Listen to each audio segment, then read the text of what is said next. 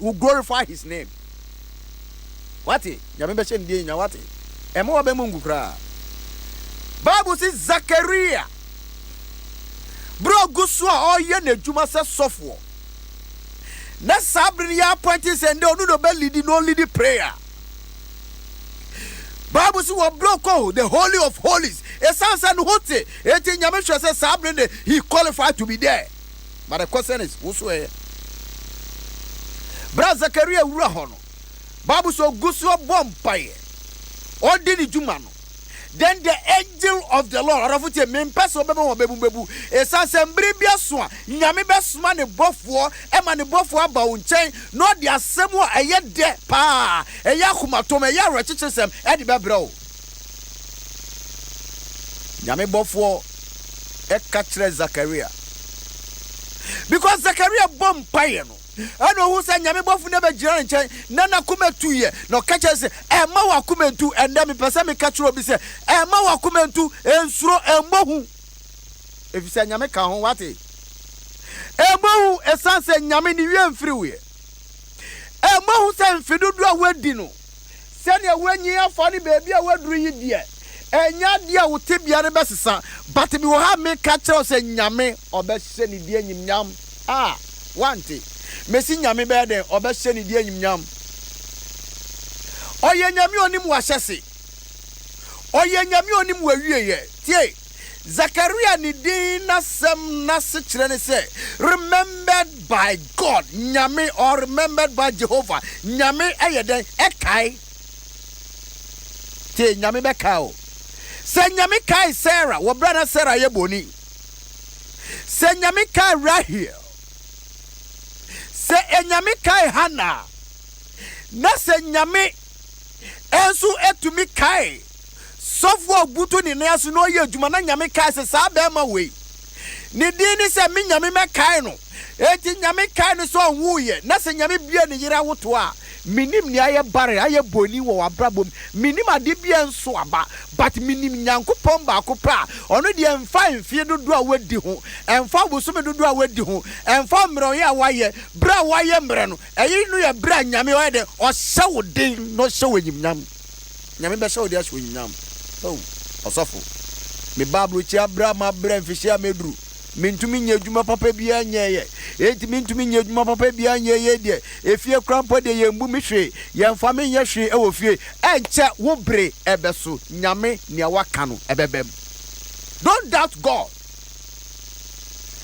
Bible say nyame nam ne samso nyame nam ne nyansa so ehye ni nkran say Zachariah onyame etia wo mpaye beloved oravo Nyambesa hotel say in the course of your service I will sum nyame wo ye nyame adwuma empire wo bono e ma wa be mu but nyame e bedum ri bi obesi sutedua say onu wetie wo mpaye God will answer your prayer one day and then ye da nyame be answer prayer ni o ka say amen no onyame enye mfa ma wo tie me say ne eye da bia onyame be ma ne bofo aba wo nchen no bofo ne ba wo nchen a won ti asemmoni o wo beti asemu a eyede so nyame bofo no ba wo nchen a obeka asemu a ebema wani da so wo nyame mu no ebeye kase ebeka asemu a wadwe nyina ne se bia ne anyame aka ne bo etumi mbem but me betem show nkran se ne anyame aka dia fa ho no ebebem ewo ne bremu esa so ye nyame no kwafo a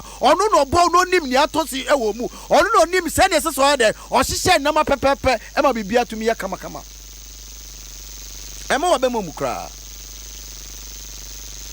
nyame bofo ni shedding crying and I pray me pese unya nkran hye nya hotoso bi wo nyame m nyagidi senka chiriye empendodu a unya wuye ha so for SK good morning na semba kwayoka nyame ni wuye nyame oni wuye ye da abrantie ababa wa nyame ni wuye ye da hey nipa nyina atonka but nyame who different nipa nyina hu se wo de wo nye nipa nyina hu se wo na so tie bra bi be so a me be so tie se go bra wo koso na usum nyame na wo nante wo no kremu What did you cry man? God will take away your bat. Nanso biara wo abrabo mu a eye nimguase nanso onyame be ye de free ho anapɛ obi tie mi a saa nipa we ye nipa brempom bi nanso awo mbaye nanso nipa we onya aware nanso nipa we onya adwuma nanso nipa we oni dan otim nanso nipa we send your te no nanso bi wo ho, but God will take away your reproach. Monsieur onyame be you obi anim nguase afi ho na anapɛ Nyame obey you enim guase. He will take away that reproach. Me say wa uka say amen no and na pay onyame enyi free ho. Wa uka say amen. Me nim guase biara ade biara atwe me san wa brabom. Ade bia me pa me bra me nyaye no me san kan no onyame onye san fa ma wo. God will do it. Hey, Zachariah, he doubted God. What I say? Edo meribia wo hwa ho na wo hwa ho mfia wadura na se ye kasa say de kire wo radio so a ana ye kasa say de kire wo sorry dem ye kasa de kire e ma wo ti wo bebi a wo bia no a we kura na se na wo no na se ye kasa kire wo say ansan wo be free atasfo asasi so no wo be yo brimpo be yo nipa kase wo be toka wo be si dan wo be ye japade bia se ye kan come sem say the good so na wadwe ye ontate say enfia medu there it is impossible. I want you to know that with God all things are possible. What you say? With God all things are possible. Zachariah said menyin meyere so wenyin osofo a menyin mabo akokora maye mre meyere so abo abrewa. Yes, woni pa adwemu no de waye mre, but wonyame adwemu no wonye mre. Arafu won teni America no wa wadwemu de woni se baby a wadu de waye mre ahoden bi ani ho, but me pese huru se wonyame mu no nyame wa ahoden bi e wo tumi bi a ode wo be ye bibi e de afa mu nyame de ade papa bi obrimpom bi e na ode fa mu de abawiase. Don't give up. Don't give up. Don't lose hope. As long as okoso twiri nyame na okoso som nyame ne nyame aka fa ho no eno ene ye no kore.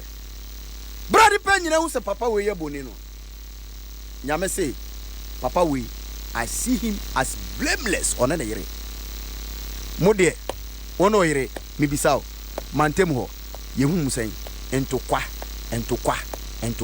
mo besisa kebe boa wo ho wo de wo som nyame pao nanso ye kase nyame tutuso do a tight wutia so atete so why you tight say ntwama no. How does God see you? Nyame hu se ne mra ne hihye bi ode ato obi a wo mudi so pepepe nanso. Beloved, as long as you continue to worship God, God will take away your reproach. What nyame ye nimguase de fi ho emo de John the Baptist e de mamu na nyame ka chom sa kwala wi a me de mamu no obeyo brempo obetwe akra e de aba me nan ase ade bia wo ye no empempensu bia wadu no ka na hu se nyame obedua aba bi wo mu a uba no oba no ono so betumi aba ba ye ne nyame do afom ne ma de ba ko pen and person say don't doubt God no matter your age. Minim ni atwo san wa brabom minim ni ama wa bemu ebu minim ni ama woni da so nyina asa na mo minim nyame ba ko bia ono de fititi oye boade nyame no bo nipa onim nipa spare parts ono ene home ne mframa keke you see won bra hu se waye mre no nyame betumi ama mframa bia bo keke no be se an mframa nwunwu we die efrihi na nyame ma sam mframa nwunwu no ewuro mu ma obi bia de aye from e bia na wo yare na wo hu se yare am yare de me nsori biom me ka de go wa bra bo so se nyame ti ase na nyame aka de afa wo be sori agina wanam so na be sori agina wanam so na waye nama kese e de ahye onyame de yinyam wo be gina namonso na ade bia nipa nim se wantumi anye na ye nim guase na obi anim se wontumi ye na breadu die ye kure kwakosie no mepese otia se nyame obehye ne die nyam ti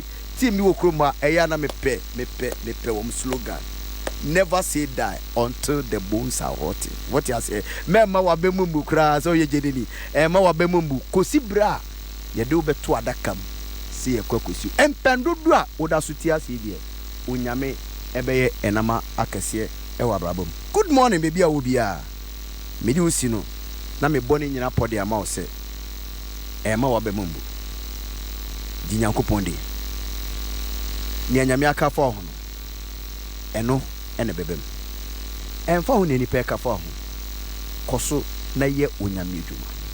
At the appointed time in the course of your service, God will glorify his name. In the course of your service, nyame be man bofo abekasa e dia chiro. In the course of your service, emfa ho se ne wo ba mebu bia nyame obehye wo den wa shoma ewade kan ho ewade tie wo mpaye rofoti menjai Weima, yes, we have one cramputi. You will be more near ya so sweet. You didn't call for Neasi. Near some corner say the bank one be mammy opportunity. Don't think about that. Wait for the appointed time. Train, consider some at the appointed time. So bring a swan. Yanya me peso beyen or do be what it? You were in shroud. Now, you are there